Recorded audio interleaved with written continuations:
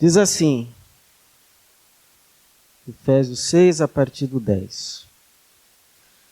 Finalmente, fortalecei-vos no Senhor e na força do seu poder.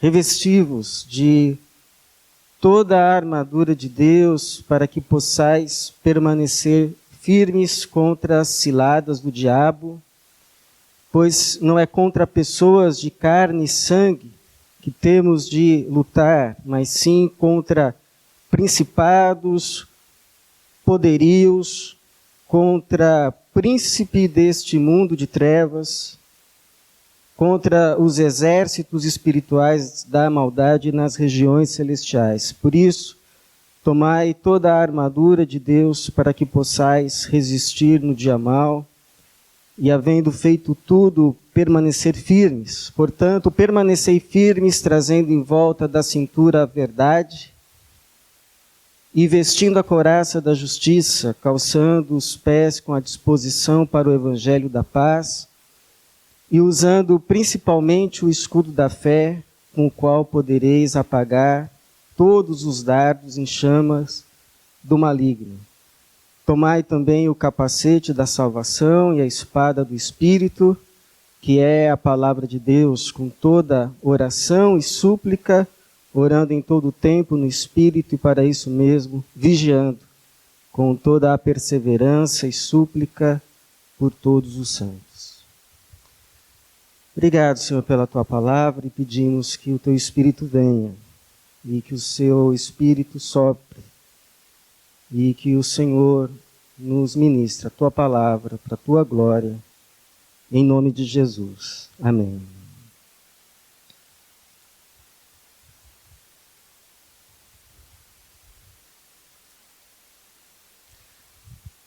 Eu não sei quantos aqui sabem jogar xadrez. Eu não sei muito. Eu prefiro dizer que aprendi a brincar de xadrez.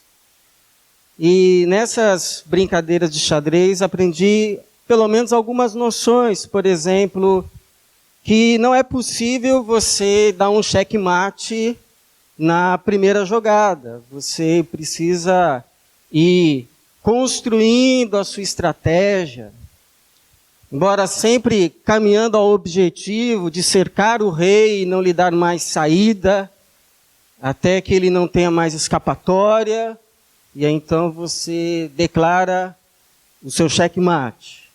Mas não é na primeira jogada. Você vai jogando, você vai caminhando, você vai esquematizando.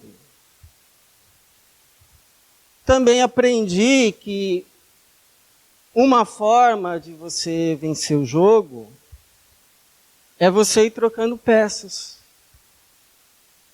Você pode, por exemplo, oferecer um peão ao seu adversário, e ele pode, então, desavisadamente comer o seu peão, achando que está ganhando algo e para você será uma perda. Mas se a partir disso você conseguir comer a sua rainha, vai ter valido a pena. Uma troca bem pensada por você, mas talvez não por ele. Uma outra questão é que você pode vencer o jogo não tanto pela sua estratégia, que pode ou não dar certo, mas pelo erro do adversário. Ele faz uma jogada mal pensada, não presta atenção, não vigia, e coloca uma peça importante da sua equipe, seu jogo, na mira, por exemplo, da sua torre. E aí então, já era. Você vai minando aos poucos a defesa do seu adversário, Você vai invadindo o terreno até chegar ao ponto que ele não tem mais saída. Ele não tem mais escapatória. Ele foi sendo minado. E um dia desses, brincando com meu filho, e pensando nessas coisas, me veio assim uma imagem. Me veio assim um pensamento do tipo, mas não é exatamente isso que o inimigo espiritual das nossas almas faz? Não é exatamente assim que ele vai minando recursos, ele vai invadindo territórios, a partir dos nossos desapercebimentos, conscientes ou inconscientes, e daqui a pouco nos sentimos cercados, sem saída. O apóstolo Paulo, ele admite essa realidade espiritual, invisível, maligna e hostil contra mim e contra você, contra nós. Quando ele diz aqui no versículo de número 12, pois não é contra pessoas, não é contra pessoas de carne e sangue que temos de lutar, mas sim contra principados e poderios, contra os príncipes deste mundo de trevas, contra os exércitos espirituais da maldade nas regiões celestiais, ou seja, no ar, no invisível, no mundo espiritual. E alguns estudiosos dizem que o Paulo faz a relação da armadura, quando ele nos diz, olha, portanto, se revistam da armadura de Deus, se fortaleçam na sua força e no seu forte poder, para que vocês possam permanecer firmes contra as ciladas do diabo, porque ele estava preso. Talvez, inclusive, sofrendo tentações de negar a fé, ou você acha que Paulo não era tentado? Ou você acha que Paulo, em uma daquelas masmorras, não pensava, o que eu estou fazendo com a minha vida? Por que eu estou dedicando a minha vida a essa causa? Não seria muito melhor eu ser um rabino? Não sofreria perseguições por causa do nome de Cristo, que estão confundindo com um imperador? E aí então ele, algemado a um soldado romano, e esse soldado romano vestido da sua armadura, então ele tem esse insight de que para vencer essa guerra, essa batalha espiritual, essa luta invisível, mas que é real, queira a gente admitir ou não, e alguém já disse que a maior estratégia do diabo é fazer com que todos pensem que ele não existe, porque ele é covarde, ele se camufla. Ele então tem essa inspiração de dizer aos seus irmãos na fé, para que eles também se revistam da armadura de Deus, porque a realidade da batalha é real. Não é história de carochinha. Não é invenção de religiosos fanáticos. A luta espiritual, por mais que ela se camufle, e alguns dizem que a depender da pessoa, ela é mais visível ou não, mas ela existe, ela é real. Por isso a pergunta que precisamos responder é: o que precisamos saber, lembrar, a fim de que não tomemos um checkmate? Ou pelo menos impedir esse avanço no tabuleiro da nossa vida, da nossa existência, da nossa caminhada, nisso que chamamos de mundo, nisso que chamamos de terra. Então, primeiro, irmão, preste atenção. Primeiro, Não entre no jogo. Não brinque com o inimigo. Não brinque. Não caia nessa ilusão de achar que você é forte. Não caia nessa ilusão de achar que nunca isso vai acontecer comigo. Muitos dos que caíram hoje dizem: eu achava que isso nunca ia acontecer comigo. Por isso que a Bíblia diz: aquele que se acha forte é porque está fraco. Vigiar é a ordem de Jesus. Vigiem. Vigiem. A melhor forma de você não cair numa tentação é você não entrar nela. Não entrar nela, passar de longe. Inclusive orar pedindo: Senhor, olha, desvia o meu caminho do mal, que eu não chegue perto, que o Senhor me esconda, que eu não veja.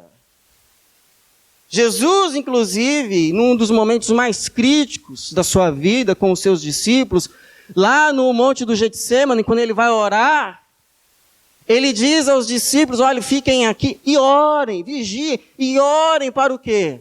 Para que vocês não entrem. Não entrem.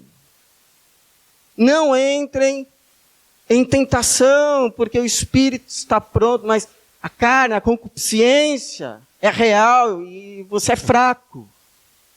Sabe, você é fraco. Porque depois que se entra na tentação, você é como aquele rato que ficou hipnotizado pelo olhar da serpente e caminha hipnotizado em direção à sua boca, que nada mais é do que o fim, do que a morte. Você sabe quando a pia fica cheia d'água e fica aquela tampinha assim, e no começo é fácil de tirar, mas a partir do momento que vai entrando, vai girando, até que foi embora. Por isso, dia de tentação não é dia bom. Dia de tentação não é dia bom. Dia de tentação é dia mau. É dia que cheira a morte. É dia que cheira a perdas.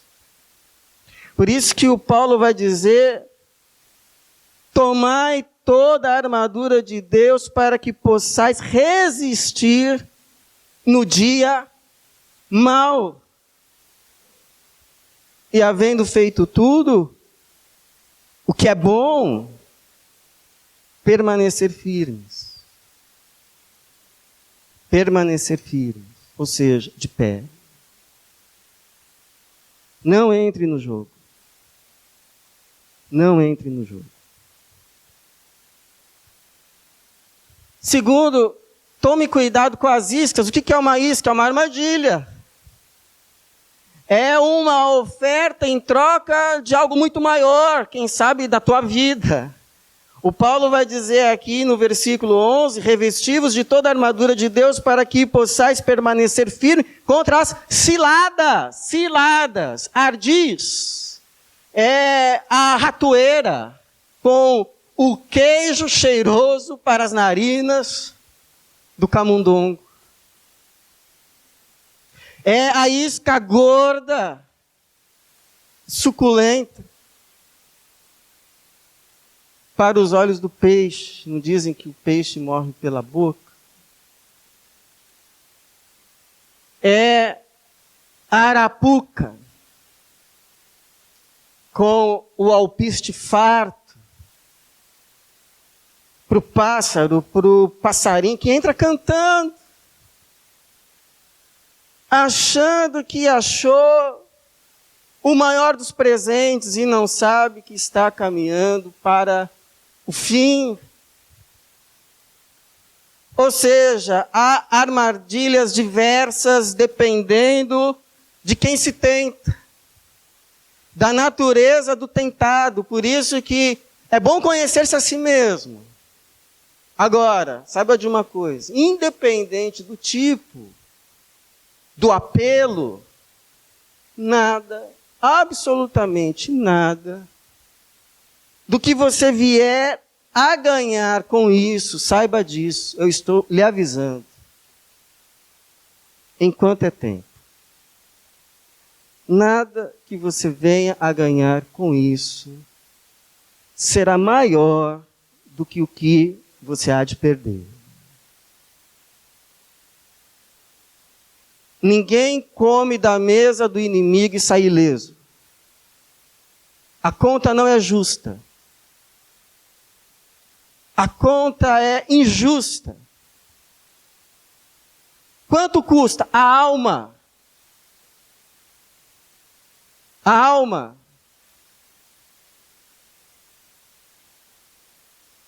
O Adão tomou da fruta e perdeu o paraíso com todas as árvores cheias de frutas. Mas ele tinha ficado obcecado. O Davi, que merece toda a nossa admiração, mas como homem também tinha suas fraquezas, ganhou um prazer fora de casa e perdeu a paz dentro de casa até o fim dos seus dias. Ele partindo e os seus filhos brigando para saberem quem ia ficar com o trono. Fora as rebeliões armadas que sofreu dentro de casa. O Judas cobiçou 35 moedas de prata, mas se enojou tanto delas e dele mesmo. Você sabe o fim. Por isso não se enganem. Por que você acha que só você poderia flertar com o mal e ter um fim diferente?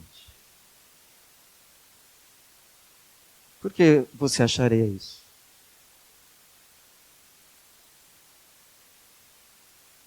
Terceiro, cuidado com as brechas. O que são brechas? Lembra a história que teve uma guerra entre espanhóis e índios, e os índios venceram a guerra porque os espanhóis usavam armadura só da cintura para cima e os índios miravam nas pernas. Brecha é isso, é um acesso. É um acesso, por isso que o Paulo diz, para que você se revista de toda a armadura, para que não haja acesso, para que não haja caminhos, para que não haja brecha, que não haja chance, porque o inimigo não está de brincadeira e tem uma pontaria. Seus dardos inflamados, você precisa estar revestido da armadura, com o escudo da fé, para apagar os dardos inflamados do inferno. Você pergunta, o que seriam essas brechas? Brecha não é necessariamente um pecado, mas pode ser algo que te afasta de Deus. Algo que rouba a tua comunhão, algo que se coloca entre você e Deus. Lembra o que diz lá Hebreus? Ele diz assim que nós devemos tirar do caminho tudo que atrapalha. É o pecado que tão de perto nos rodeia. Então tem que vigiar em relação ao pecado, aquilo que eu sei, isso é pecado. Que tão de perto nos rodeia e aquilo que eu desconfio. Eu não tenho certeza, mas eu desconfio. Cheira mal. Sabe uma coisa assim, uma proposta, uma conversa, qualquer coisa que você olha assim, uma oportunidade, você olha, mas tem alguma coisa estranha nesse negócio. Eu não identifiquei o que é, mas eu sei que tem alguma coisa estranha.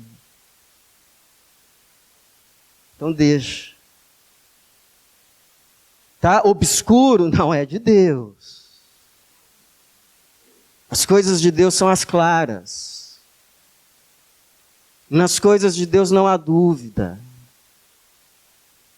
Nas coisas de Deus paira o sol do meio-dia, está claro o que é.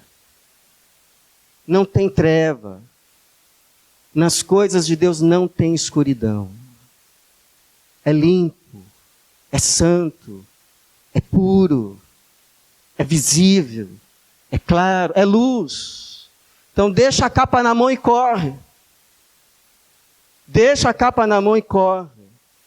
Porque a Bíblia diz que devemos fugir de toda a aparência do mal. De toda a aparência do mal. Eu olho, eu não posso julgar, não tenho ainda todo o discernimento, mas que parece mal, parece, estou fora. Segundo, brechas podem ser esgarçadas por pensamentos. Por exemplo, pensamentos de raiva. Pensamentos de ódio. Pensamentos de ira. Você começa assim a ter pensamentos que te levam à raiva. A ira. Contra pessoas. Isso não é de Deus. Isso não vem de Deus. Você acha que isso vem da onde? Me diga. Lembra o que o Paulo diz? Irai-vos, mas não pequeis. Irai-vos, mas não pequeis. Não se coloque o sol sob a sua ira e não deis lugar ao diabo. Pastor Shed dizia, explicando esse texto, que você pode só ficar 12 horas com raiva de alguém. Só 12, viu? Eu, se fosse você, já tratava de arrumar logo nas 2 primeiras. Podem ser pensamentos de dúvidas. Dúvidas. Alguém já disse que Satanás é mestre em colocar dúvidas. Ele coloca um ponto de interrogação em todo mundo. Ele coloca um ponto de interrogação sobre o seu marido. Você olha para ele e você vê um ponto de interrogação. Sobre a sua esposa, sobre o seu filho, sobre o seu irmão da igreja, sobre o seu amigo, sobre a Bíblia, sobre Deus. Não foi assim que ele tentou Eva? Foi assim que Deus disse mesmo? Não é para tomar do fruto, não pode comer de nenhuma árvore. Foi isso mesmo que Deus disse?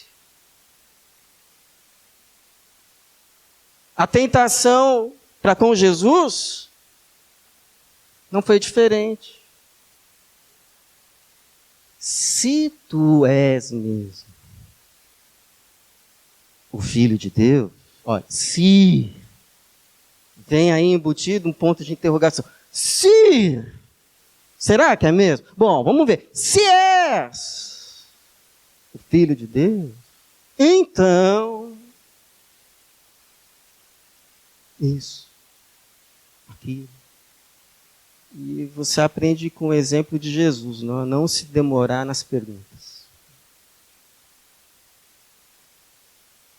Pode ser pensamentos de autocomiseração.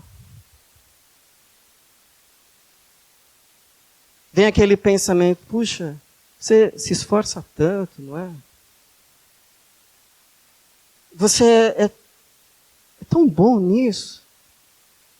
Puxa, como você é bom nisso. Pena que aquela turma lá não reconhece.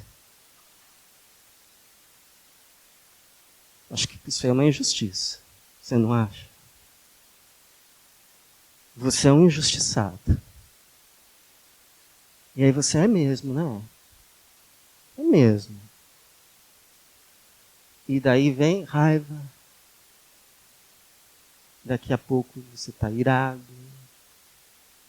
daqui a pouco você está respondendo mal para quem nem está na conversa. Está tendo um diálogo com o mal e não percebe. Aí você diz assim, mas pastor, tudo isso daí é flecha inflamada? Pode ser, ou pode ser aquilo que o Tiago mesmo fala, o próprio pecado, que vai se manifestando dentro de nós, dando ocasião à tentação, ao mal. Alguém já disse que Satanás é como um surfista, ele só surfa se tiver onda, então ele fica aguardando para ver onde que tem onda. Então começou a ter onda, irmão.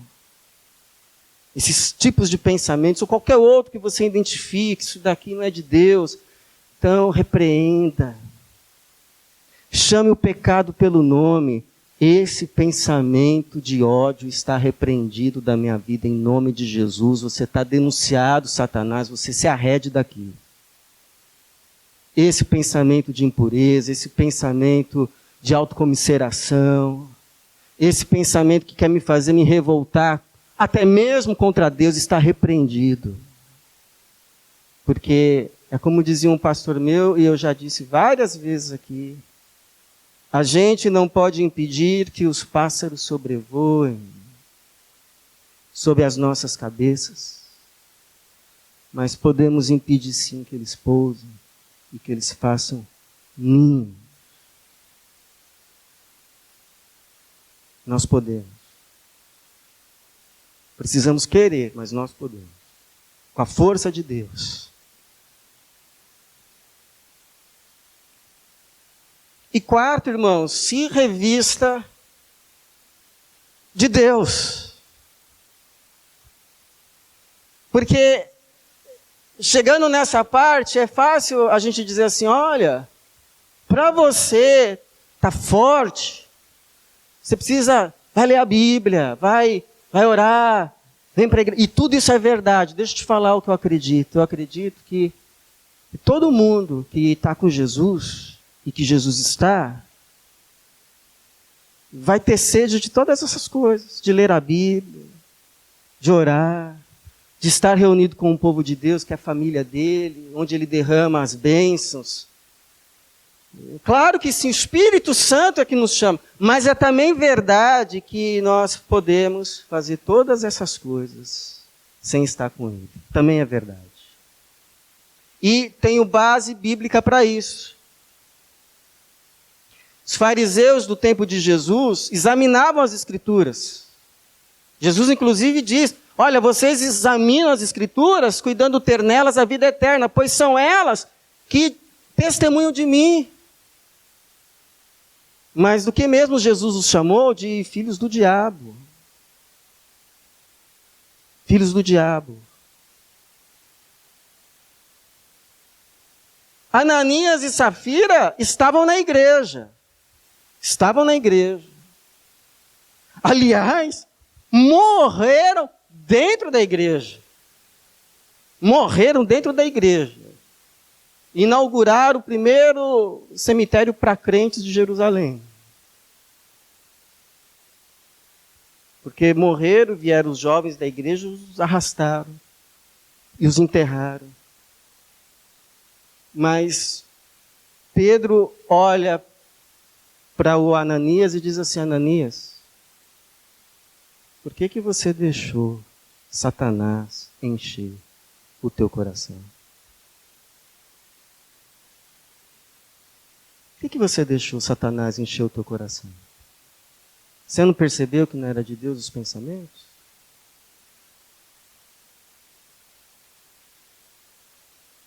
Lá em Isaías, o próprio Deus vai dizer de um povo que o honra com os lábios, mas o seu coração está longe dele. Então, quando Paulo diz revistam-se da armadura, não são coisas separadas. Quando ele diz revistam-se da armadura, ele está dizendo revistam-se de Cristo. Esteja revestido de Jesus Cristo. Esteja no Senhor, no seu forte poder. na sua força, como ele disse lá em Romanos, capítulo de número 13, versículo 14, revesti-vos do Senhor e não ficais pensando como satisfazer as concupiscências, revistai-vos do Senhor. Por quê? Porque quando você se reveste de Jesus, do Espírito de Jesus, você está revestido, irmão, com o cinto da verdade, porque Ele é a verdade. Quando você está revestido de Jesus, que a sua comunhão é verdadeira, é real, não é só de fachada, não é só de exterioridade, é sincera, é ali de joelho, confessando pecados, reconhecendo o pecador, carente da sua graça, da sua misericórdia, buscando continuamente a sua face, vivendo de acordo com a sua palavra, em comunhão com Ele. Você está revestido da couraça, da justiça, porque Ele é a nossa justiça. Ele é a nossa justiça. Nele somos justificados.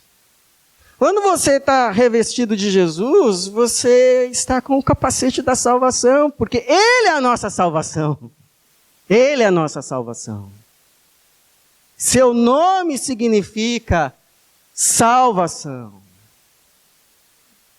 Quando você está revestido pelo Espírito de Jesus, você está calçado com os calçados do Evangelho da paz, porque Ele é que possibilitou a boa nova do Evangelho, que nos trouxe a paz nele, por meio dele, e só através dele com Deus. Nele temos paz com Deus. Por isso, não importa qual seja a tentação, todas elas têm só um objetivo: te tirar, te afastar, te desviar da presença de Jesus. Você pode ficar desviado dentro da igreja. Seja qual for a tentação, ela tem esse objetivo: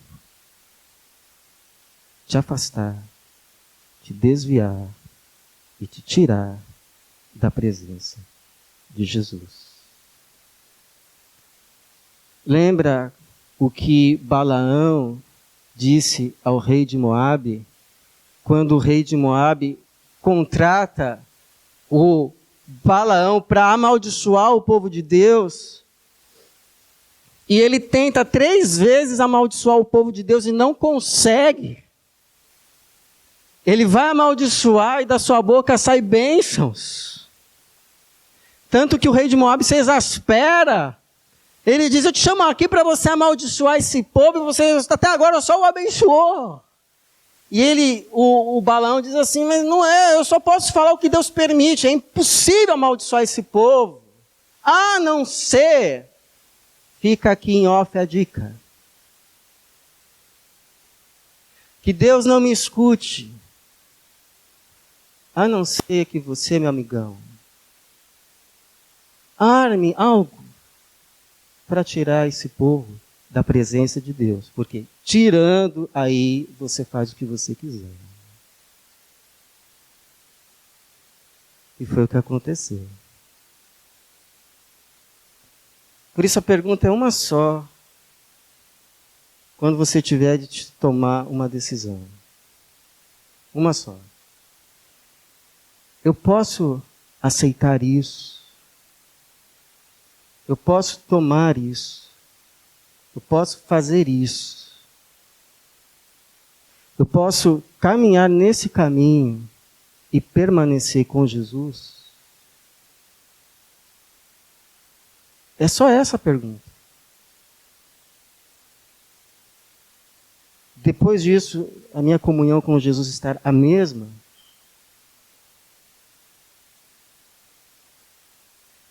É só essa a pergunta. Porque o salário do pecado é a morte. Mas o dom gratuito de Deus é a vida eterna em Cristo Jesus. Então fica com Cristo. Não tem nada que você vá ganhar fora de Cristo. Será maior do que o que você há de perder. E não há nada que você há de perder por causa do temor, da comunhão com Cristo, que será maior do que o que você ainda há de ganhar nele. Ele é a bênção.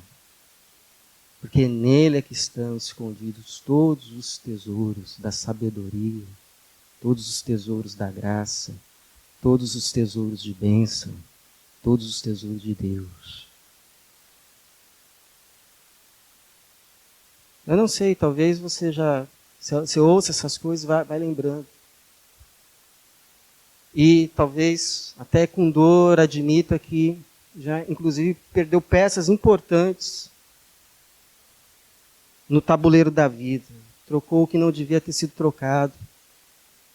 Mas eu queria te dizer uma coisa, que o jogo não terminou. Que Deus tem te dado vida.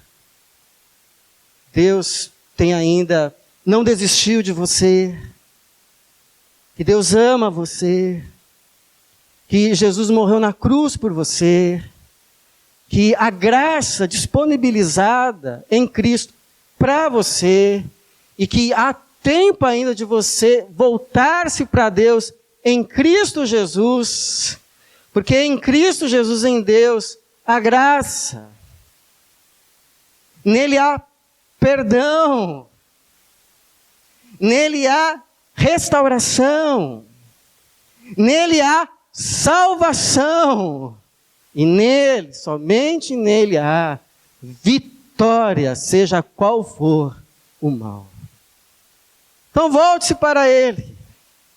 A graça, perdão e restauração esperando por você em Cristo Jesus. Quero terminar lendo então Colossenses capítulo 2, 14, que diz: e apagando a escrita de dívida que nos era contrária e constava contra nós em seus mandamentos, removeu-a do nosso meio, cravando-a na cruz.